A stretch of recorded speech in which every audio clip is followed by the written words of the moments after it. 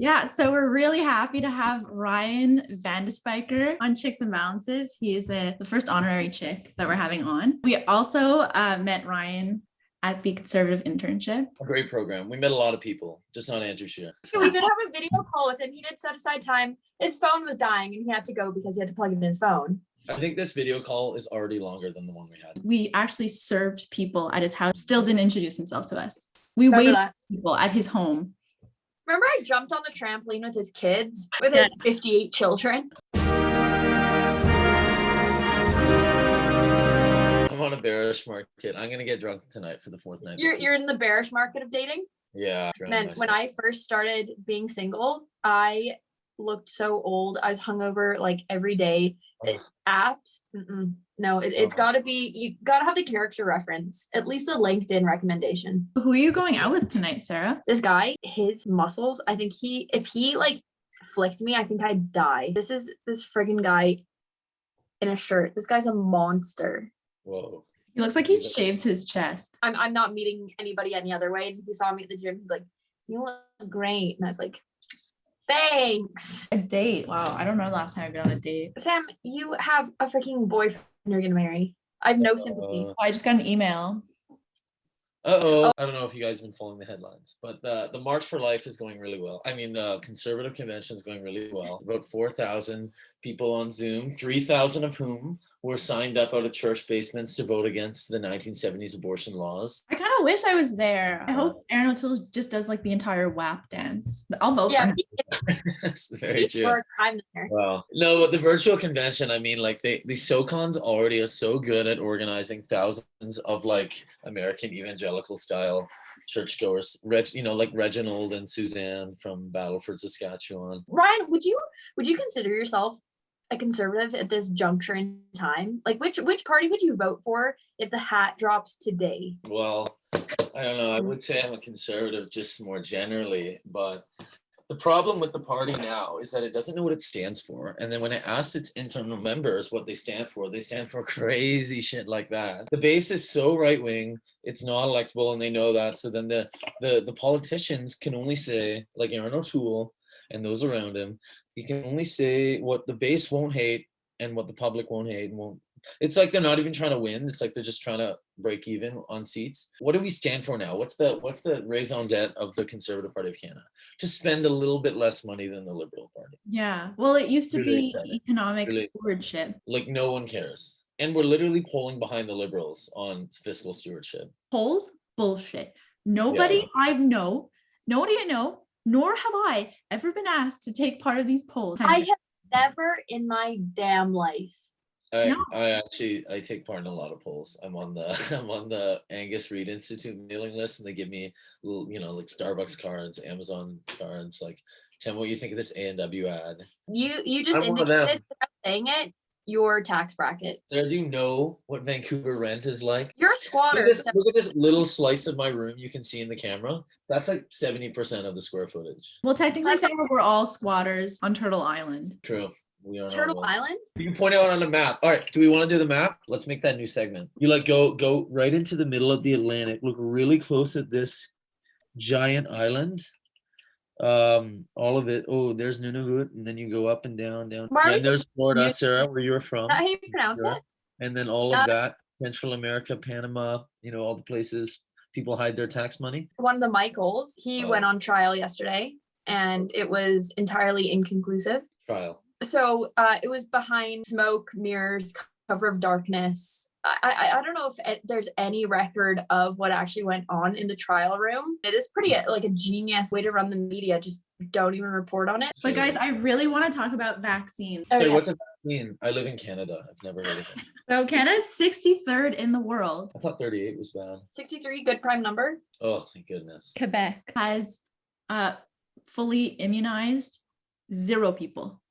That means everyone's gotten their first dose. BC's given out 87,090 second doses though. But we stopped giving out. We made the gap 4 months because there's so few vaccines. We're like, hey, just give everyone one. The States announced yesterday that they are now vaccinating 2.3 million a day. Do you know how many we vaccinated to date ever in Canada?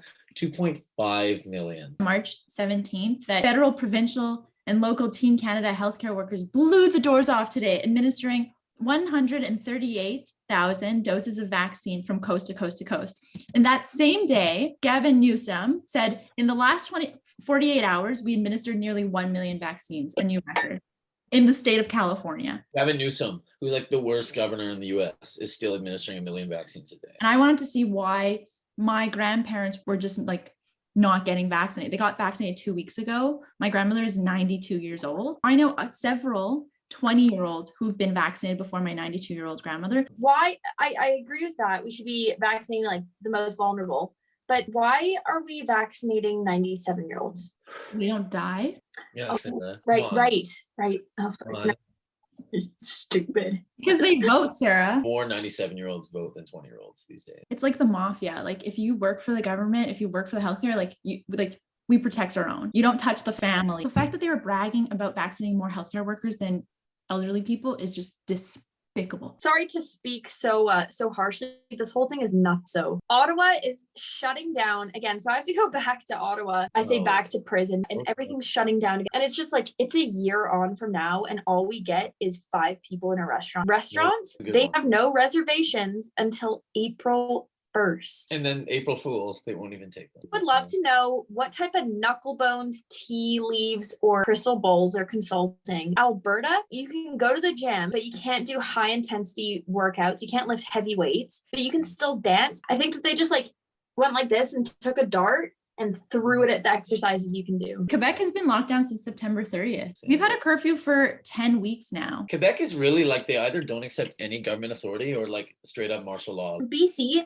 had lower testing than 2 out of 3 territories and all of the provinces. So that's why I'm saying I think that they're doing something right. If you don't have data, you can't report on that data. The numbers speak for themselves. Stop the count. Sorry to flex on y'all, but BC has not locked down a second time. Like I've probably gone to between 100 and 200 restaurants since the summer. Your local businesses are so easy to support when they're always open, right? These symptoms, I've had a runny nose since 1995, but this is especially the bad year to have it. I'm on the bus. I'm like, I'm at work, and then everyone's looking at me. They're gonna burn me at the stake like I'm an outsider. Being a half Asian woman yourself. Give it to us. Give it to us straight. So I'm seeing a lot of non-Asian people post about those women, classic, slaughtered in Atlanta, right? And it's, man, everything has to be pulled into this fucking narrative. Plenty of people posting about how Asians are like Black folk, victims of white supremacy, despite Asians, outperforming whites on every success marker imaginable, to the point where almost all major American universities cap their Asian, percentage. I mean, it's different, and we can't really speak to that experience. Like, it's two very different types of racism, and I don't think that you can compare them in the way that people are comparing it to like Black Lives Matter. I completely agree. I don't think it's a part of this narrative of anti-Blackness, of Indigenous sentiment. Like it's different. We're not disadvantaged in the same ways that other races might be. It's very pick and choose culture, isn't it? It's racist when it's convenient, but it's statistically insignificant when it's convenient in that regard too. My grandparents, grew up during, communist China. That's so wild. Horror shows. And my grandmother was a teenager during the rape of Nanking, and she was in Nanking. Like anytime my grandparents talk about their past, they break down. And then they found refuge in a white country. My grandparents don't speak any English or French to this day.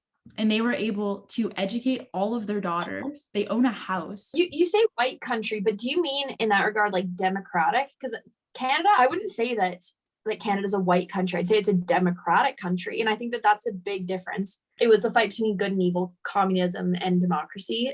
So would you say it's more that?